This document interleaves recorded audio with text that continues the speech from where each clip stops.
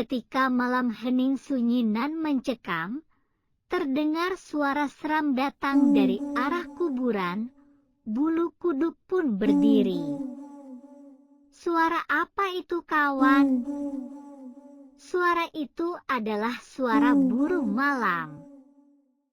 Hati bertanya, kenapa suara burung malam harus seram?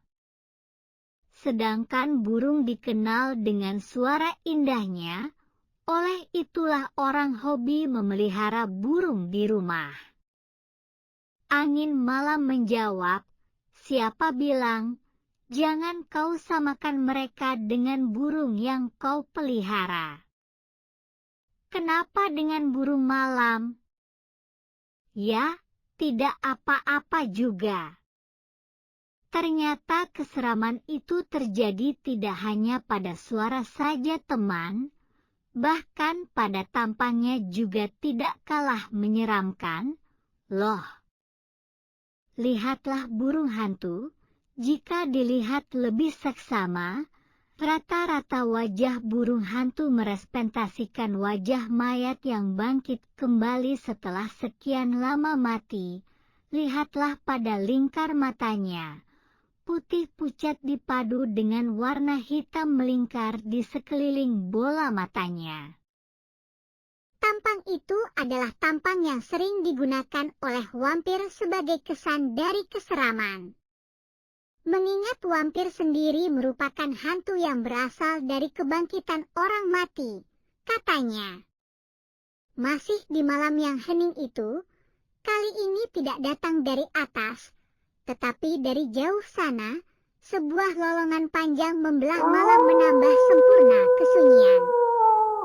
Kali ini tidak hanya bulu kuduk yang berdiri, tapi jantung mendadak lebih kencang berdetak. Siapa lagi, kawan? Sekawanan serigala yang meraung bersautan seperti melempar kode-kode. Dan masih banyak keseraman-keseraman lain yang muncul hingga wajar tiba. Kenapa ada binatang malam yang para ahli menamakan nokturnal, yaitu binatang yang aktif di malam hari? Bagaimana dengan para tukang edit dan desain yang lebih memilih kerja di malam hari? Apakah dia manusia nokturnal? Untuk hal itu mungkin tak perlu dijawab. Karena pertanyaan itu lebih cocok dilontarkan pada sang penciptanya. Lebih baik berpikir saja dengan apa yang kita lihat. Binatang nokturnal menjalankan aktivitas hidupnya di malam hari. Mereka membelanjakan malam dalam keperluannya mencari makan, mencari pasangan, mencari hiburan dan aktivitas lainnya demi mencukupi kebutuhan hidupnya, sama seperti makhluk siang hari beraktivitas. Tapi, manusia kadang serakah. Banyak di antaranya yang menyalahi kodrat, sudah diberikan jatah siang, malam-malam juga masih keluyuran. Aku pikir, apa yang terjadi pada makhluk ini tidak terlepas dari semua ini. Manakala manusia tak akan pernah menyadari bahwa malam adalah hak mereka, namun kerap kali mereka mengganggunya. Untuk mengusirnya, penyerangan dengan kekuatan adalah hal yang percuma. Andai mereka kalah pun mereka akan mengambil senjata. Kelemahan manusia bukan pada kekuatan tapi pada perasaannya. Setidaknya ini alasan kenapa mereka seram pada suara, juga seram pada fisiknya.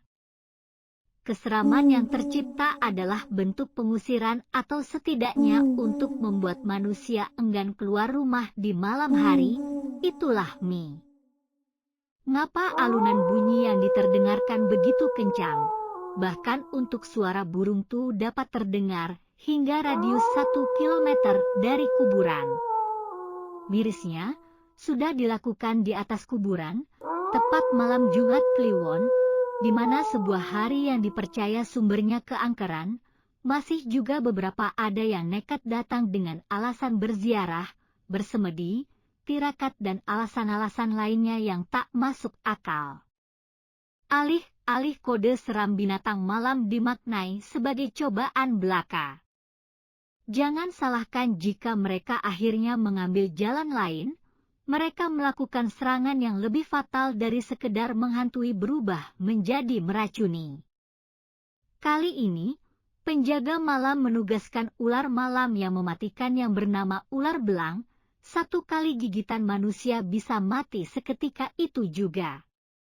Ular yang bercorak belang-belang hitam putih ini memang jarang menggigit manusia. Akan tetapi pada saat-saat tertentu ular ini terpaksa harus melakukan jua.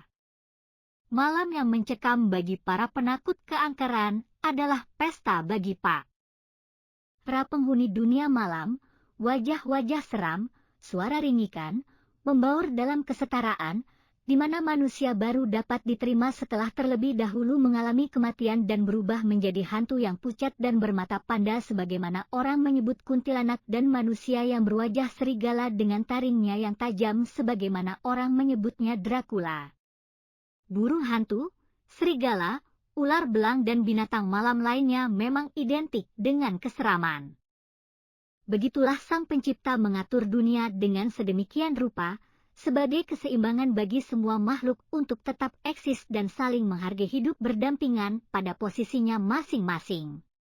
Jika teman ingin memelihara burung ataupun binatang lain, peliharalah dengan baik, beri makan yang baik, tempat yang baik, dan lebih penting sayangilah mereka seperti keluarga sendiri.